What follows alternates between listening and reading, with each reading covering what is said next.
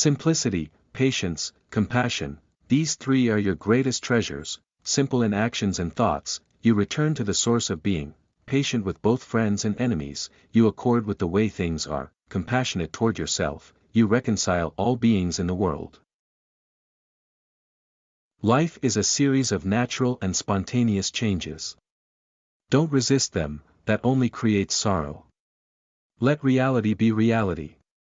Let things flow naturally forward in whatever way they like. Because one believes in oneself, one doesn't try to convince others. Because one is content with oneself, one doesn't need others' approval. Because one accepts oneself, the whole world accepts him or her. Knowing others is intelligence, knowing yourself is true wisdom, mastering others is strength, mastering yourself is true power. If you are depressed, you are living in the past. If you are anxious, you are living in the future. If you are at peace, you are living in the present. Be content with what you have, rejoice in the way things are. When you realize there is nothing lacking, the whole world belongs to you. At the center of your being, you have the answer, you know who you are, and you know what you want. Be careful what you water your dreams with.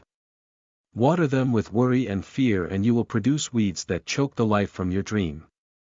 Water them with optimism and solutions and you will cultivate success. Always be on the lookout for ways to turn a problem into an opportunity for success. Always be on the lookout for ways to nurture your dream. If you understand others, you are smart. If you understand yourself, you are illuminated.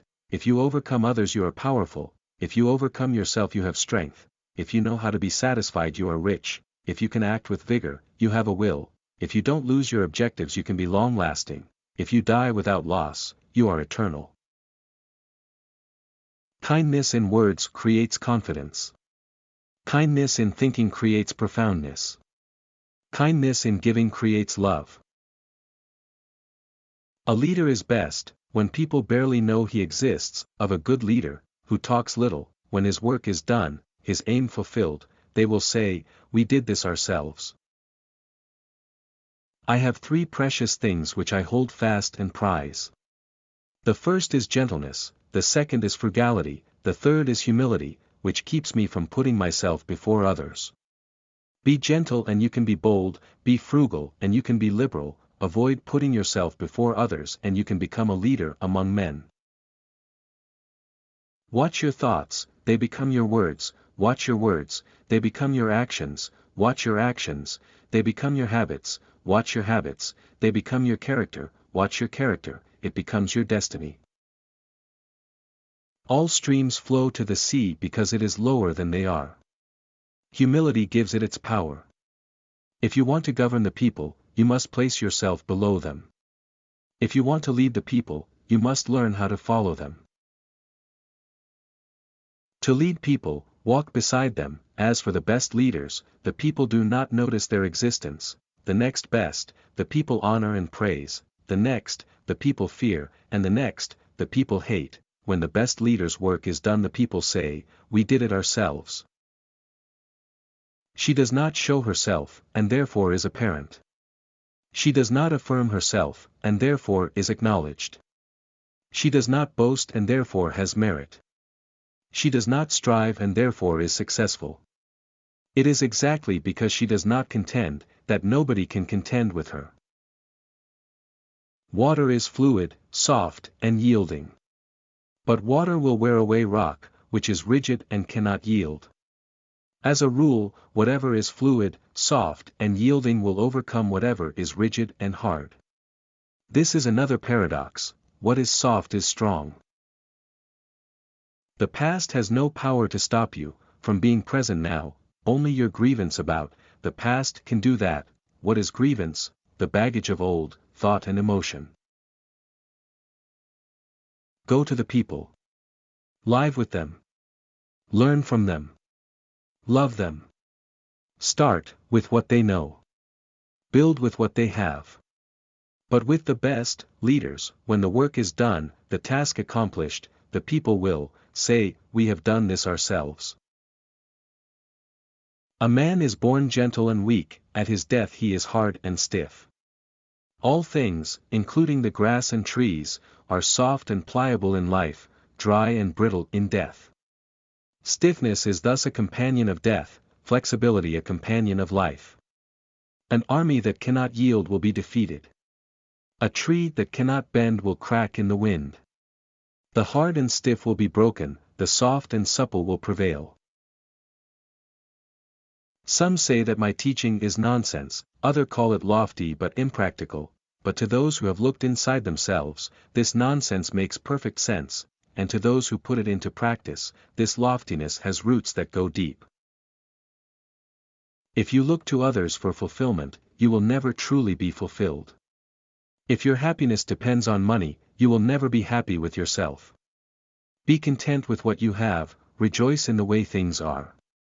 When you realize there is nothing lacking, the whole world belongs to you. Allow the heart to empty itself of all turmoil. Retrieve the utter tranquility of the mind from which you issued. Although all forms are dynamic and we all grow and transform, each of us is compelled to return to our root. Our root is quietude. Watch your thoughts, they become words. Watch your words, they become actions. Watch your actions, they become habit. Watch your habits, they become character. Watch your character, it becomes your destiny. If you want to govern the people, you must place yourself below them. If you want to lead people, you must learn how to follow them. Treat those who are good with goodness, and also treat those who are not good with goodness. Thus goodness is attained. Be honest to those who are honest, and be also honest to those who are not honest. Thus honesty is attained. The supreme good is like water, which nourishes all things without trying to. It is content with the low places that people disdain. Thus it is like the Tao. In dwelling, live close to the ground. In thinking, keep to the simple. In conflict, be fair and generous. In governing, don't try to control. In work, do what you enjoy. In family life, be completely present. When you are content to be simply yourself and don't compare or compete, everybody will respect you.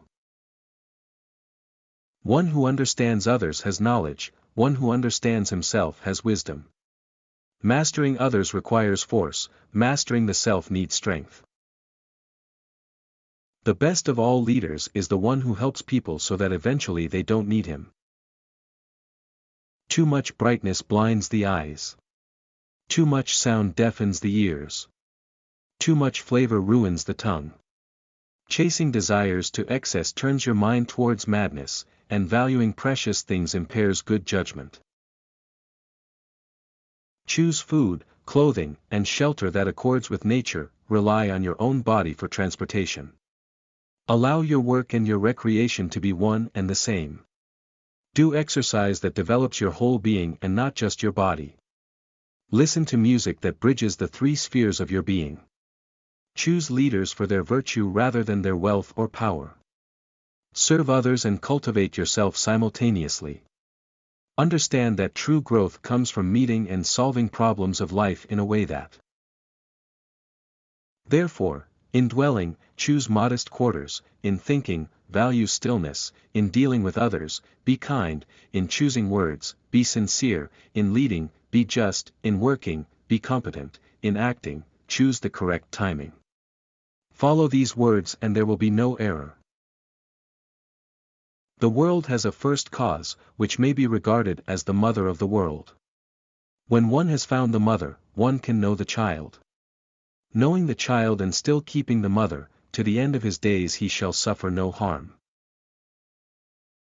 Therefore he who would administer the kingdom, honoring it as he honors his own person, may be employed to govern it, and he who would administer it with the love which he bears to his own person may be entrusted with it. The strong wind cannot last the whole morning, the torrential rain cannot last all day. It is nature that causes these things, but even nature cannot cause them to go on forever. If nature cannot do this, then certainly man cannot do so. This returning to their root is what we call the state of stillness, and that stillness may be called a reporting that they have fulfilled their appointed end.